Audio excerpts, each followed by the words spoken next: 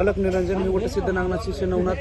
आज आपण पाहू शकता की हे जे वडाचं झाड आहे, हे वडाचं झाड हे तक्षक नागाचं आहे. हे तक्षक नागाचं मंदिर मध्य प्रदेश दशनावल या गावी आहे. आणि हेच ते झाड आहे ज्या वेळेस राजा परीक्षेला डसण्यासाठी ते चालले होते. आणि आपण बघू शकता हे ते झाड आहे जे तक्षक नागाने डसलं होतं आणि हे परत धन्वंतरांनी पुन्हा हरभरा केलं होतं, असं ते झाड आहे.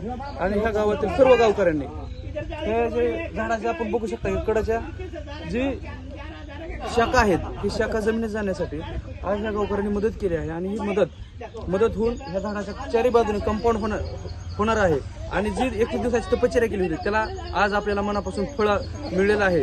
ज्यासाठी आपण तपश्चर्या केली होती की गावाचं कल्याण व्हावं आणि हे झाड हे ज्या शाखा आहेत त्या जमिनीत जाव्यात, जेणेकरून हे आज 5000 वर्षापूर्वी झाड आहे. आणि हे झाड जर टिकलं तर आज बघितलं जातं की शिवपुराण आहे, विष्णू पुराण आहे, तसंच भागवत कथा आहे. आपण भागवत कथेत देखील या झाडाचा उल्लेख ऐकला आहे की ज्यावेळेस राजा परीक्षेला डसण्यासाठी चाललो होतो त्यावेळेस तक्षक नाग इथंच ह्या वडाच्या झाडाला डसलं होतं. हे झाड राख करून टाकलं होतं. पुन्हा हरभरा केलेलं हे धन्वंतरीनं झाड आहे. आणि त्यामुळं ह्याच भागात तक्षक नाग, त्यांची मुलगी पद्मिनी, त्यांचा मुलगा अश्वसेन नाग आणि त्यांचा नातू वटसिद्ध नागनाथ ह्या भागात ते राहत होते.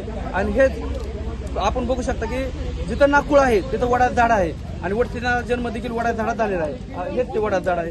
आदेश अलक निरंजन वटसिद्ध नागनाथ महाराज की जय. तक्षक नाग देवता की जय.